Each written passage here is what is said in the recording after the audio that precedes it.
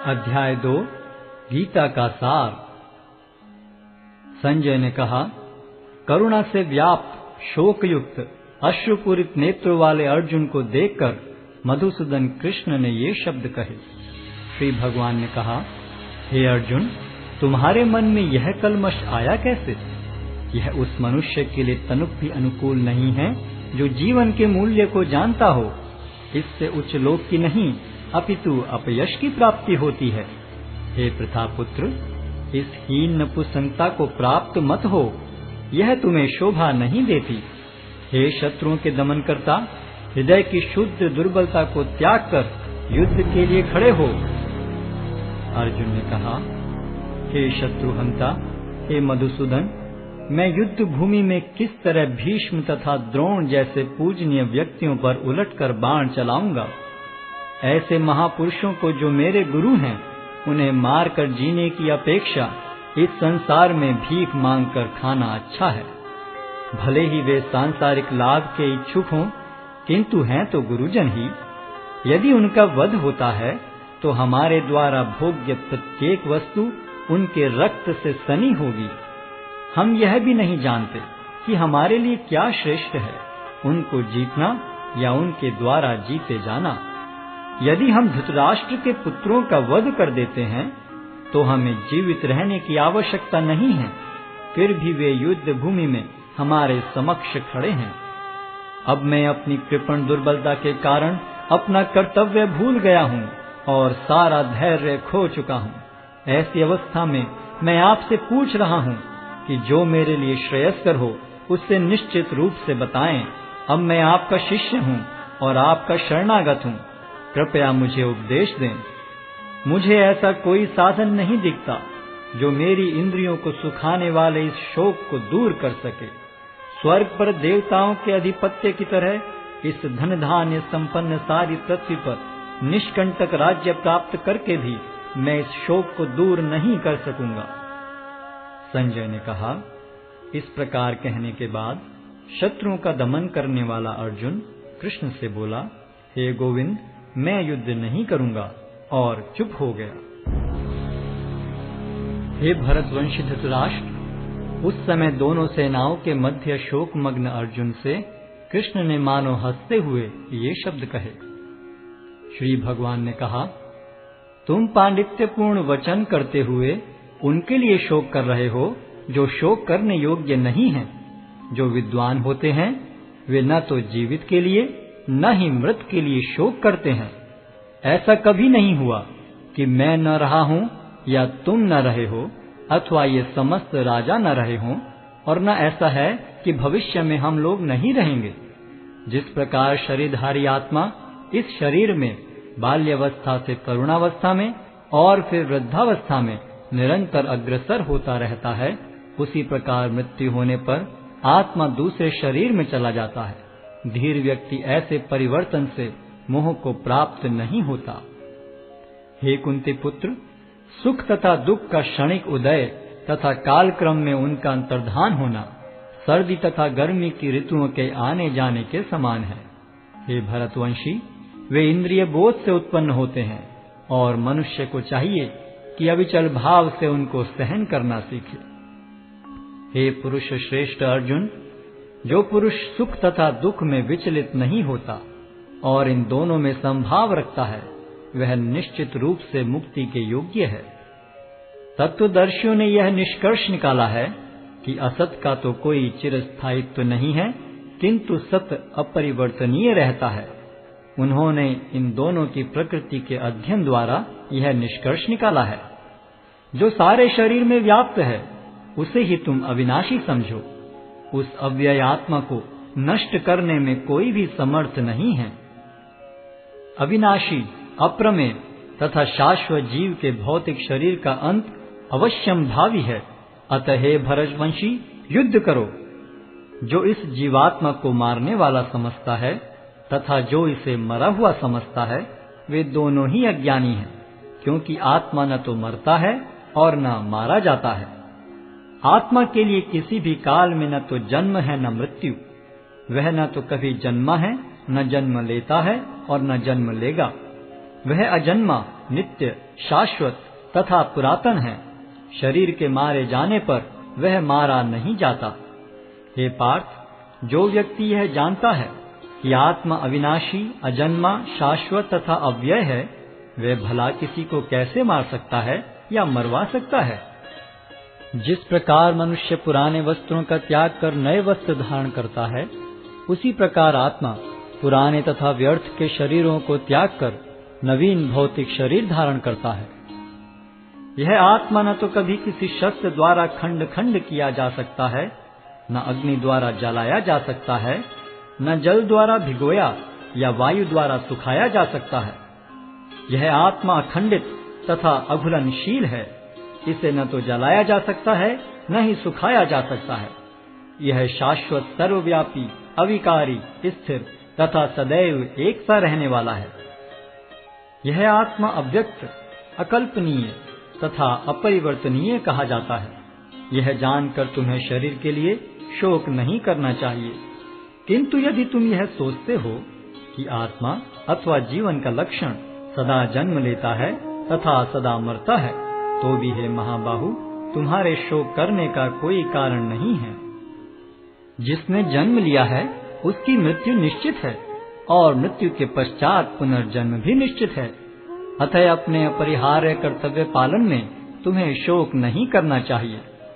सारे जीव प्रारंभ में अव्यक्त रहते हैं, मध्य अवस्था में व्यक्त होते हैं और विनष्ट होने पर पुनः अव्यक्त हो जाते हैं। अतः शोक करने की क्या आवश्यकता है? कोई आत्मा को आश्चर्य से देखता है, कोई इसे आश्चर्य की तरह बताता है तथा कोई इसे आश्चर्य की तरह सुनता है, किंतु कोई कोई इसके विषय में सुनकर भी कुछ नहीं समझ पाते।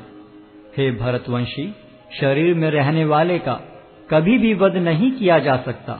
अतः तुम्हें किसी भी जीव के लिए शोक करने की आवश्यकता नहीं है। क्षत्रिय होने के नाते अपने विशिष्ट धर्म का विचार करते हुए तुम्हें जानना चाहिए कि धर्म के लिए युद्ध करने से बढ़कर तुम्हारे लिए अन्य कोई कार्य नहीं है। अतः तुम्हें संकोच करने की कोई आवश्यकता नहीं है। हे पार्थ, वे क्षत्रिय सुखी हैं जिन्हें ऐसे युद्ध के अवसर अपने आप प्राप्त होते हैं, जिससे उनके लिए स्वर्ग लोक के द्वार खुल जाते हैं। किंतु यदि तुम युद्ध करने के स्वधर्म को संपन्न नहीं करते, तो तुम्हें निश्चित रूप से अपने कर्तव्य की उपेक्षा करने का पाप लगेगा और तुम योद्धा के रूप में भी अपना यश खो दोगे। लोग सदैव तुम्हारे अपयश का वर्णन करेंगे और सम्मानित व्यक्ति के लिए अपयश तो मृत्यु से भी बढ़कर है। जिन जिन महान योद्धाओं ने तुम्हारे नाम तथा यश को सम्मान दिया है, वे सोचेंगे कि तुमने डर के मारे युद्ध भूमि छोड़ दी है और इस तरह वे तुम्हें तुच्छ मानेंगे। तुम्हारे शत्रु अनेक प्रकार के कटु शब्दों से तुम्हारा वर्णन करेंगे और तुम्हारी सामर्थ्य का उपहास करेंगे। तुम्हारे लिए इससे दुखदाई और क्या हो सकता है? हे कुंती पुत्र, तुम यदि युद्ध में मारे जाओगे तो स्वर्ग प्राप्त करोगे, या यदि तुम जीत जाओगे तो पृथ्वी के साम्राज्य का भोग करोगे।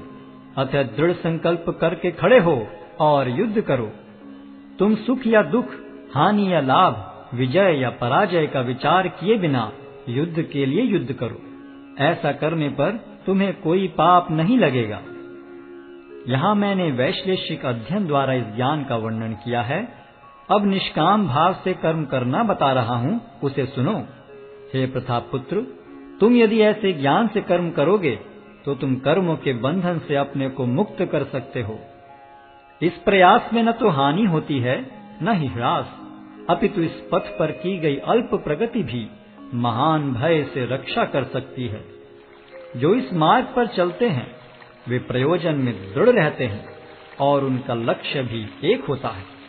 हे कुरुनंदन, जो दृढ़ प्रतिज्ञ नहीं है उनकी बुद्धि अनेक शाखाओं में विभक्त रहती है। अल्पज्ञानी मनुष्य वेदों के उन अलंकारिक शब्दों के प्रति अत्यधिक आसक्त रहते हैं जो स्वर्ग की प्राप्ति, अच्छे जन्म, शक्ति इत्यादि के लिए विविध सकाम कर्म करने की संस्तुति करते हैं। इंद्रिय तृप्ति तथा ऐश्वर्य में जीवन की अभिलाषा के कारण वे कहते हैं कि इससे बढ़कर और कुछ नहीं है। जो लोग इंद्रिय भोग तथा भौतिक ऐश्वर्य के प्रति अत्यधिक आसक्त होने से ऐसी वस्तुओं से मोहग्रस्त हो जाते हैं, उनके मनों में भगवान के प्रति भक्ति का दृढ़ निश्चय नहीं होता। वेदों में मुख्यतः प्रकृति के तीनों गुणों का वर्णन हुआ है। हे अर्जुन, इन तीनों गुणों से ऊपर उठो, समस्त द्वैतों और लाभ तथा सुरक्षा की सारी चिंताओं से मुक्त होकर आत्मपरायण बनो। एक छोटे से कूप का सारा कार्य एक विशाल जलाशय से तुरंत पूरा हो जाता है। इसी प्रकार वेदों के आंतरिक तात्पर्य जानने वाले को उनके सारे प्रयोजन सिद्ध हो जाते हैं।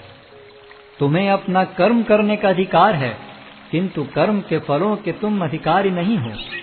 तुम न तो कभी अपने आप को अपने कर्मों के फलों का कारण मानो, न ही कर्म न करने में कभी आसक्त हो। हे अर्जुन, जय अथवा पराजय की समस्त आसक्ति त्याग कर समभाव से अपना कर्म करो, ऐसी समता योग कहलाती है।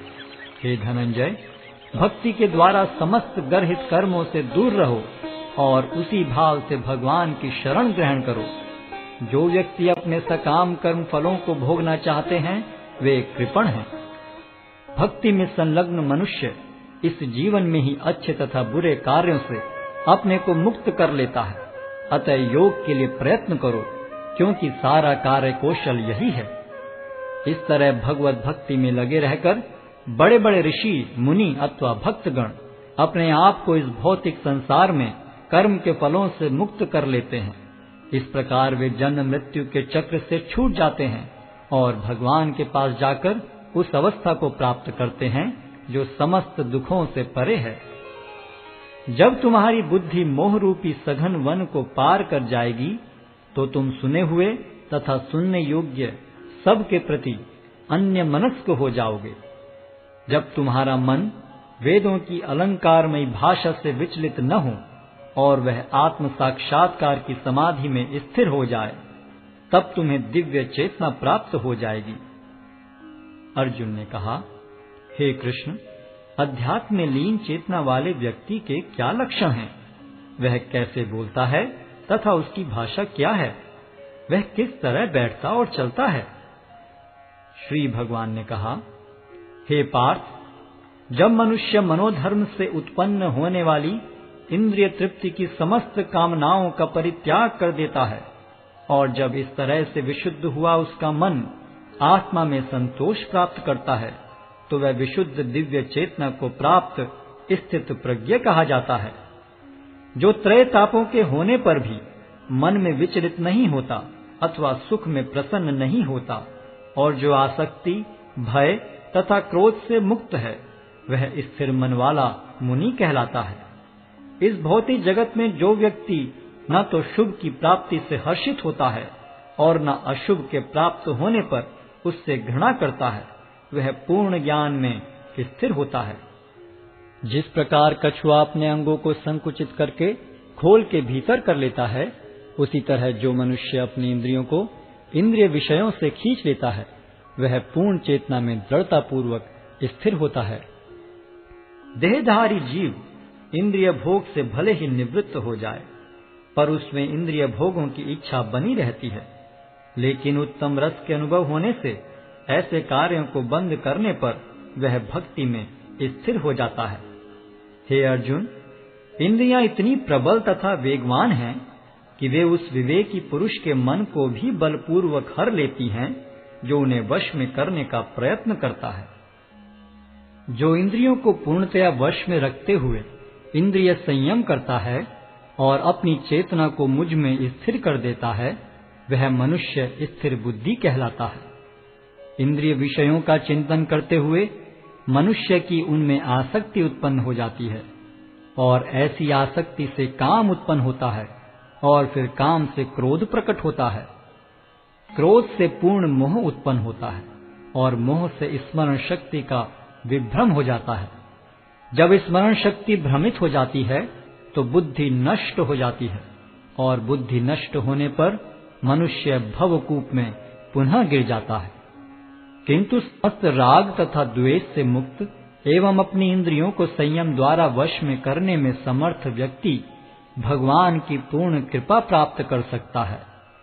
इस प्रकार से कृष्ण भावनामृत में तुष्ट व्यक्ति के लिए संसार के तीनों ताप नष्ट हो जाते हैं और ऐसी तुष्ट चेतना होने पर उसकी बुद्धि शीघ्र ही स्थिर हो जाती है। जो कृष्ण भावनामृत में परमेश्वर से संबंधित नहीं है, उनकी न तो बुद्धि दिव्य होती है और न ही मन स्थिर होता है। जिसके बिना शांति की कोई संभावना नहीं है, शांति के बिना सुख हो भी कैसे सकता है। जिस प्रकार पानी में तैरती नाव को प्रचंड वायु दूर बहा ले जाती है, उसी प्रकार विचरणशील इंद्रियों में से कोई एक जिस पर मन निरंतर लगा रहता है, मनुष्य की बुद्धि को हर लेती है। अतः हे महाबाहु, जिस पुरुष की इंद्रियां अपने अपने विषयों से सब प्रकार से विरत होकर उसके वश में हैं, उसी की बुद्धि निस्संदेह स्थिर है। जो सब जीवों के लिए रात्रि है, वह आत्म संयमी के जागने का समय है, और जो समस्त जीवों के जागने का समय है, वह आत्म निरीक्षक मुनि के लिए रात्रि है। जो पुरुष समुद्र में निरंतर प्रवेश करती रहने वाली नदियों के समान इच्छाओं के निरंतर प्रवाह से विचलित नहीं होता और जो सदैव स्थिर रहता है, वही शांति प्राप्त कर सकता है। वह नहीं जो ऐसी इच्छाओं को तुष्ट करने की चेष्टा करता हो। जिस व्यक्ति ने इंद्रिय तृप्ति की समस्त इच्छाओं का परित्याग कर दिया है, जो इच्छाओं से रहित रहता है और जिसने सारी ममता त्याग दी है तथा अहंकार से रहित है, वही वास्तविक शांति को प्राप्त कर सकता है। यह आध्यात्मिक तथा ईश्वरीय जीवन का पथ है, जिसे प्राप्त करके मनुष्य मोहित नहीं होता। यदि कोई जीवन के अंतिम समय में भी इस तरह स्थित हो, तो वह भगवत धाम में प्रवेश कर सकता है।